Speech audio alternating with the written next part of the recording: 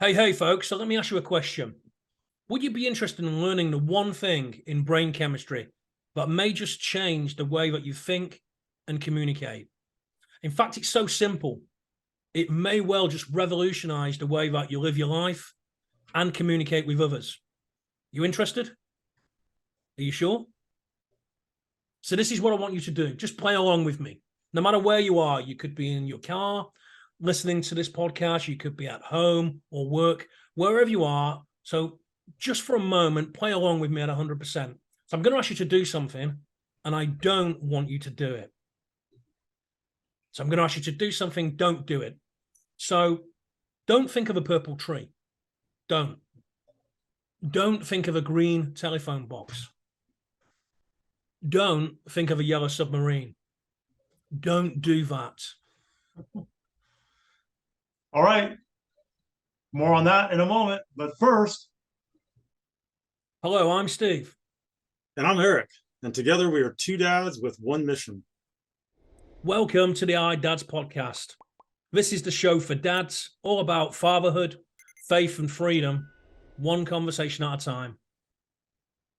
And on this episode, have you ever asked somebody, maybe your child, to not do something only to find them doing it?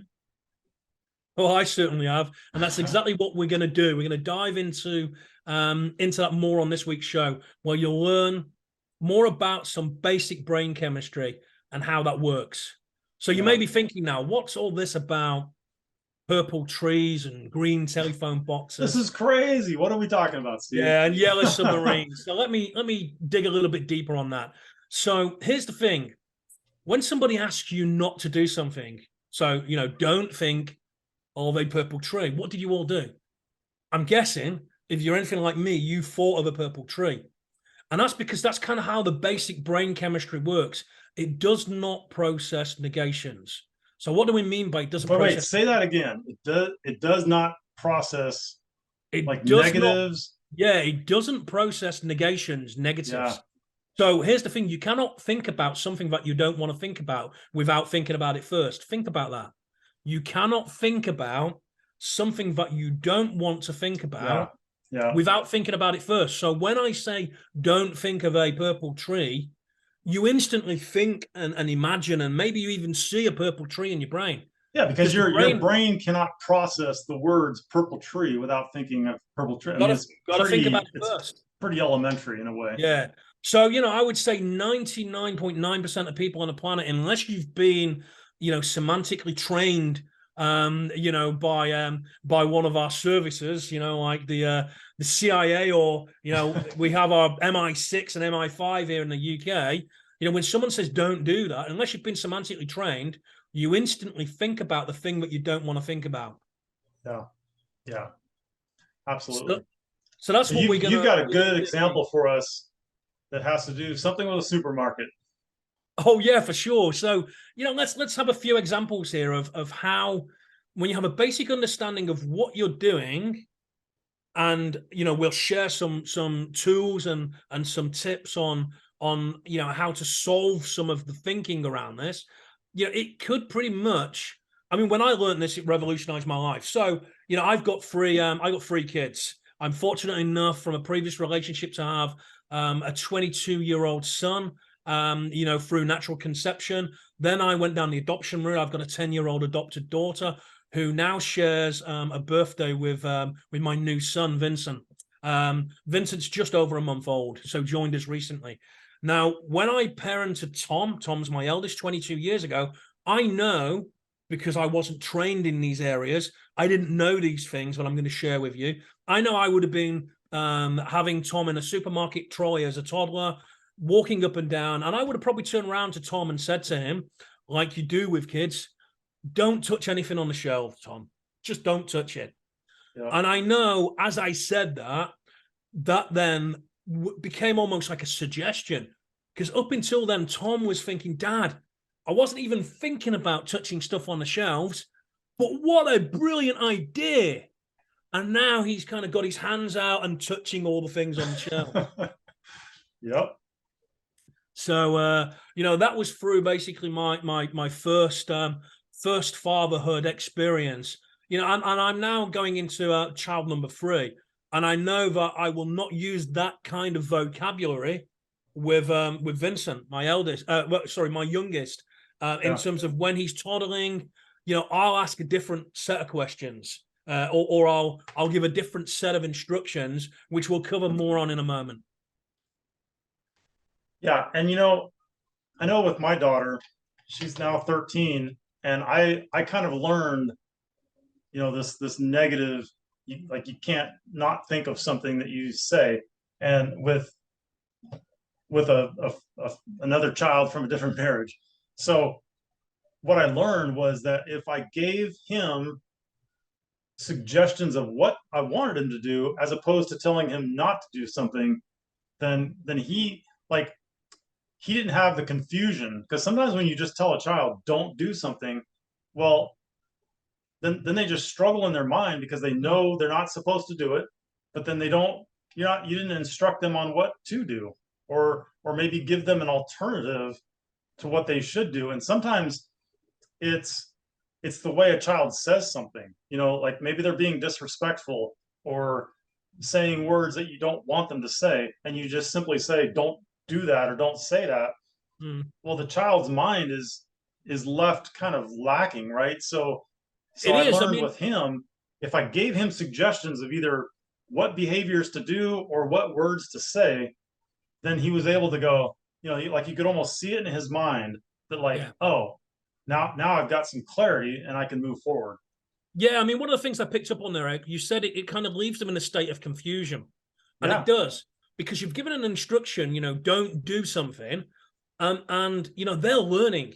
Kids are still learning. Sure. You know, kids are evolving at a phenomenal rate in terms of their ability to absorb and learn and basically assimilate their environment.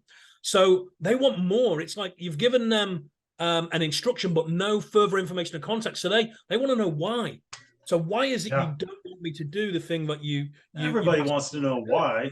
Right? So and because they don't get that, and because the brain doesn't process the negative, they don't. All they hear is, you know, the thing that you've asked them not to do. So their brain now searches their memory banks and tries to match times in their life where they've done the thing that you didn't want them to do. And if they've already done it, you know, that they'll instantly have those memories flashed in their mind, right? Which then becomes a suggestion to their unconscious to go and do more of the thing that you don't want them to do. Yeah. I mean, this is a crazy part of brain chemistry, which is so simplistic in its you know, once you understand this, it's so simplistic in terms of how you can flip the switch. Yeah. But as I promised at the beginning, it could well revolutionize the way that you parent, the way that you communicate, the way that you live your life. Absolutely will. When you give, especially when you give a child an alternative, which aligns with what you want for them, well, again, then they know at least what they can do, as opposed to if you just tell them what they can't do or you don't want them to do. And it just brings a lot of clarity for that child. And you know, the interesting thing here is we can do the same thing to ourselves, right? Eric, I was just going to say, this isn't just for kids. You know, grown-ups do this too. So, you know, tell us more about that. Yeah. So, you know, some people refer to it as this internal talk track, you know, the things that we say to ourselves.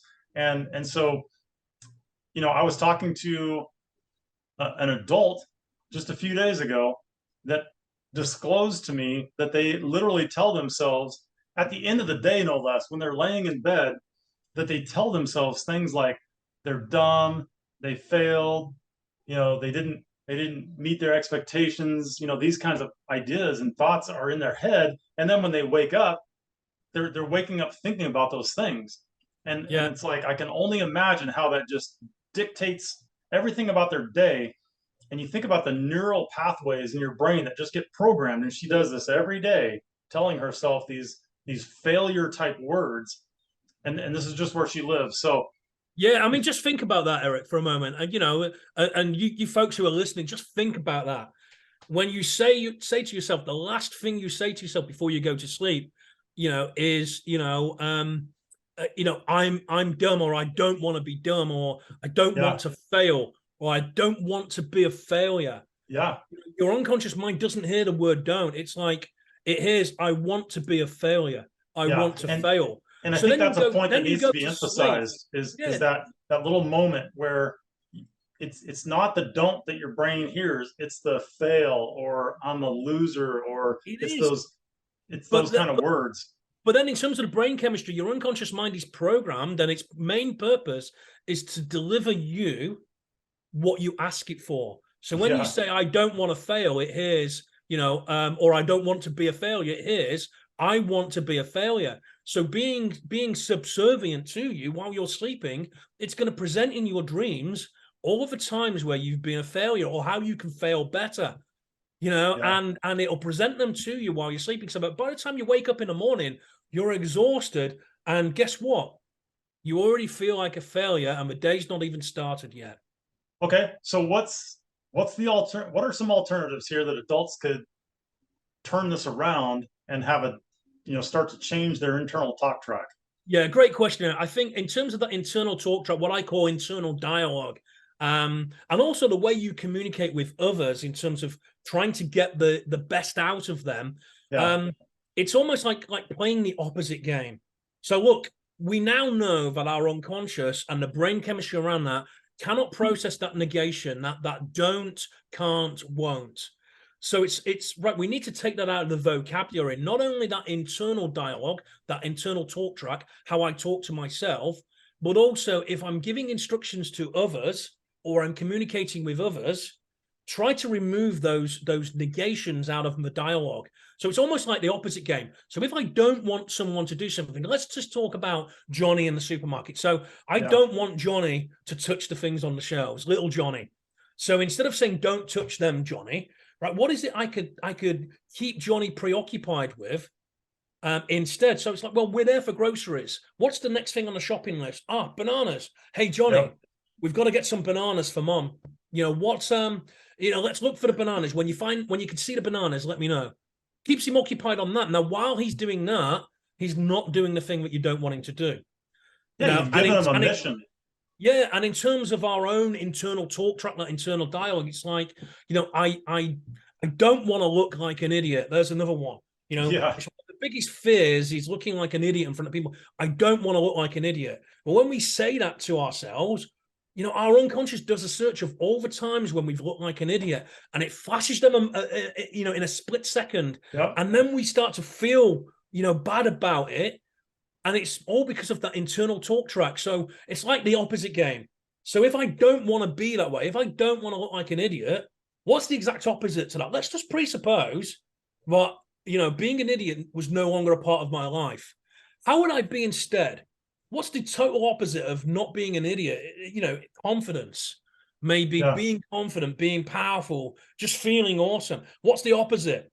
So if it's confident, it's like, well, confidence. So rather than I don't want to look like an idiot, it's like, I'm going to be confident today. There you go. And that's a great example of words to use and ways to put them together in your mind so that you change that internal talk track. Yeah. So it's the opposite game. And the opposite game is basically turning your dialogue, your internal, if it's about how you talk to yourself first thing in the morning, during the day, before you go to bed, or how you communicate with others. It's about turning the negation. So the things that you don't want, what is the opposite dialogue, the opposite game? What is the opposite to the thing that you don't want? Because, you're going to get more of what you don't want. So turn that around and flip it to what is the opposite? What is something that I want that is the total opposite to what I don't want? And I'm going to think more about that. And that's where my thoughts and my communication is going to be. And that leads into something that is kind of like a working philosophy in my life, which is you get what you look for. And so if you are looking for failure, you're going to find it. If you're looking for success and confidence, I would suggest using more specific words than that for your own life. But in general, if you're looking for those positive things, if you're saying those positive words to yourself, then that's what you'll end up getting. And the opposite is true with these negative words that we say to ourselves. So any last thoughts on, you want to wrap this up for us, or?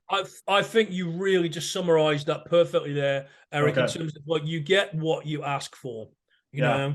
know. So, you know, if your life isn't the way you want it to be right now, then basically ask yourself or tell yourself better questions. Oh man, that leads to another thing that I say, that is the quality of the questions that you ask yourself will have something to do with the quality of your life. So questions are powerful. All right. Well, look, we're glad you're here. We hope that you got something from it. If you have any questions, feel free to reach out to either one of us.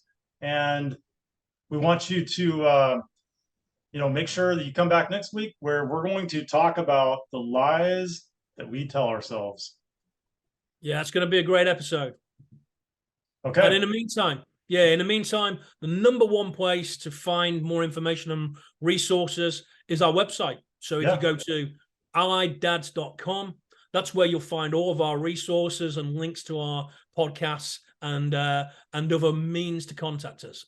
Absolutely. And hey, if you want us to talk about any particular topic, feel free to reach out to us and let us know. And that leaves me just to say, you'll find us and subscribe to us on your favorite streaming channel. Yeah. Oh, and hey, don't think about Allied Dads. Yeah, don't think about subscribing. Just don't do that. All right. Have a great day. Thanks for being here. See you on the next episode.